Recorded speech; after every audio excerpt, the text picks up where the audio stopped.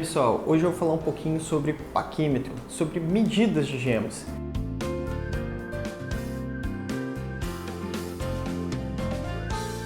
Antes de começar qualquer coisa em relação a isso, nós temos que saber qual é a unidade de medida utilizada globalmente, que é milímetros. Todas as gemas que vocês pegarem algum certificado, ela sempre vai estar em milímetros. Outra coisa também que é muito importante saber, qualquer certificado que se pegar, ele vai ter que ter 2 casas decimais após a vírgula. Ou seja, eu tenho uma esmeralda que tem de comprimento 10 milímetros, 63, 10 milímetros, 61. Sempre tem que ter 2 casas decimais. Vai lembrar que a medida é uma forma de você averiguar até mesmo se aquela gema é compatível com aquele certificado. São aquelas informações básicas. Você pode pegar uma gema, lá tem sempre peso, a cor, a forma e as medidas. Você pode conferir isso tudo tranquilamente com o auxílio de um paquímetro e de uma balança. A lapidação e a cor, você não precisa de nenhum instrumento para verificar isso, né?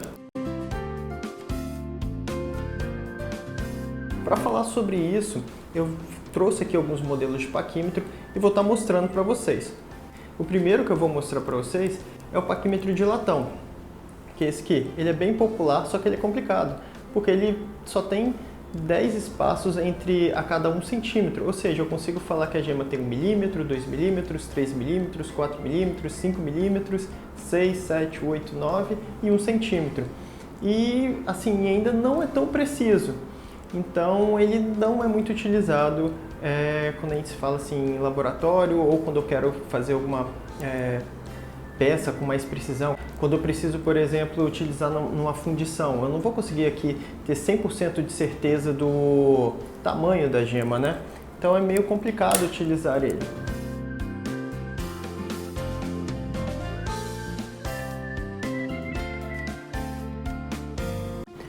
Posterior a ele, nós temos esse paquímetro, que é um paquímetro digital. Ele sim, já tem 2 casas decimais após a vírgula. O único problema dele é a pressão. Se eu botar pouca pressão, ele se fecha aqui, eu consigo ter 0, 0. Mas se eu colocar um pouquinho mais de pressão, ele vai subindo a numeração. Então ele não tem uma pressão correta, uma pressão ideal. Ele depende de como você colocar a força no seu dedo aqui para prender a gema. Então assim, ele é bom. Ele é bem mais preciso do que o outro, muito bom, mas ele ainda não é aquele 100%.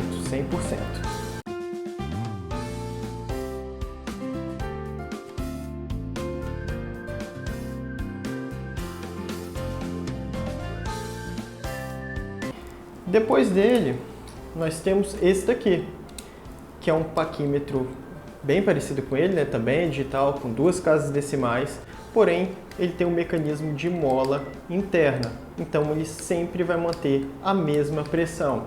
Assim eu consigo ter uma medida mais exata. Eu zerei ele, coloquei a gema, ele mesmo vai dar a própria pressão na gema, então eu vou saber exatamente o tamanho da gema. Eu não vou entrar aqui na parte daqueles paquímetros que são com ponteiros, porque não são paquímetros que eu utilizo. Eu, particularmente, prefiro utilizar muito mais os digitais. Eu acredito que eles são mais simples, mais práticos, mais fáceis de usar.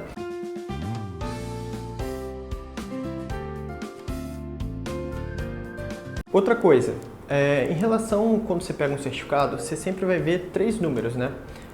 Vamos supor 10,60, 5,59, 3,11. Usando um exemplo básico. Essa primeira medida, normalmente, é o comprimento da gema, o comprimento dela. A segunda medida é a largura da gema. E a terceira medida é a altura da gema. Então, praticamente sempre segue esse padrão de onde se coloca cada medida. Bem, gente, eu espero que com esse vídeo eu tenha conseguido esclarecer algumas dúvidas. Sei que esse é um assunto bem básico, bem simples, mas tem muita gente que às vezes pode ter dúvida em relação a isso. E aguardo vocês no próximo vídeo.